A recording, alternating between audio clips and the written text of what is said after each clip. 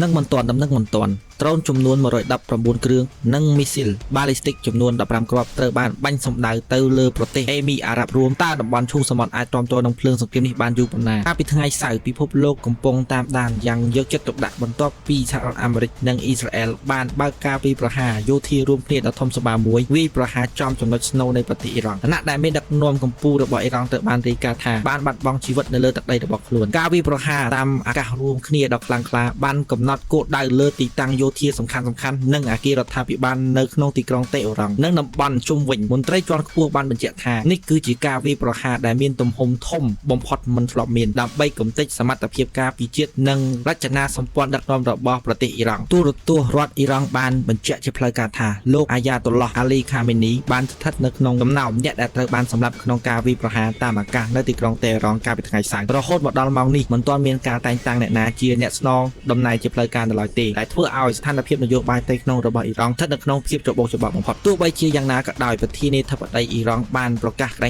ងថានឹងមិនចោះចាញ់ដោយគ្មានលក្ខខណ្ឌនោះទេទោះបីជាត្រូវប្រឈមមុខនឹងការបាត់បង់ដ៏ធំធេងនេះក៏ដោយអ៊ីរ៉ង់បានបាញ់តម្រង់ទៅលើប្រទេសអ៊ីស្រាអែលមូលដ្ឋានទ័ពអាមេរិកនៅក្នុងតំបន់និងបណ្ដាប្រទេសជាច្រើននៅក្នុងតំបន់ឈូងសមុទ្រទន្ទឹមនឹងនេះអ៊ីស្រាអែលក៏បានបង្កើនការវាយប្រហារយ៉ាងខ្លាំងក្លាទៅលើក្រុមហេសបូឡានៅក្នុងប្រទេសលីបង់ដែលជាក្រុមគាំទ្រដោយអ៊ីរ៉ង់ដើម្បីកាត់ផ្តាច់ឥទ្ធិពលដៃជើងរបស់អ៊ីរ៉ង់ក្នុងតំបន់ងាកមកមើលប្រទេសអេប៊ីអារ៉ាប់រួមវិញក៏រងគ្រោះដោយសារចំនួននេះផងដែរយោងតាមប្រភពព័ត៌មានអន្តរជាតិ ABC News បានបញ្ជាក់ថាក្រសួងការពារជាតិរបស់ប្រទេសអេប៊ីអារ៉ាប់រួមបានបង្ហោះលើបណ្ដាញសង្គម X របស់ខ្លួនថាបានចាប់ស្ទាក់ដ្រូនចំនួន119 គ្រឿងនិងមីស៊ីលបาลิสติកចំនួន15 គ្រាប់ទោះបីជាការចាប់ស្ទាក់បានភាគច្រើនប៉ុន្តែមានដ្រូនចំនួន2 គ្រឿងបានធ្លាក់ក្នុងទឹកដី AB អារ៉ាប់រួមនិងមីស៊ីលចំនួន1គ្រាប់បានធ្លាក់ចូលក្នុងសមុទ្រក្រសួងការពារជាតិ AB អារ៉ាប់រួមបានបញ្ជាក់ថាខ្លួនស្ថិតនៅក្នុងស្ថានភាពប្រុងប្រយ័ត្នខ្ពស់និងត្រៀមលក្ខណៈជាស្រេចដើម្បីដោះស្រាយរាល់ការគំរាមកំហែងនិងការប្រឈមមុខយ៉ាងម៉ឺងម៉ាត់ចំពោះអ្វីៗទាំងអស់ដែលកំណត់គោលដៅធ្វើឲ្យប៉ះពាល់ដល់សន្តិសុខរដ្ឋក្នុងលក្ខខណ្ឌដែលធានានៅរក្សាថយអធិបតេយ្យភាពសន្តិសុខស្ថិរភាពនិងការពារផលប្រយោជន៍ក៏ដូចជាសមត្ថភាពរបស់ខ្លួនស្ថានភាពនៅពេលនេះគឺស្ថិតនៅលើមាត់ជួរនៃសង្គ្រាមលោកលើកទី3ការបាត់បង់លោកខាមីនីអាចជា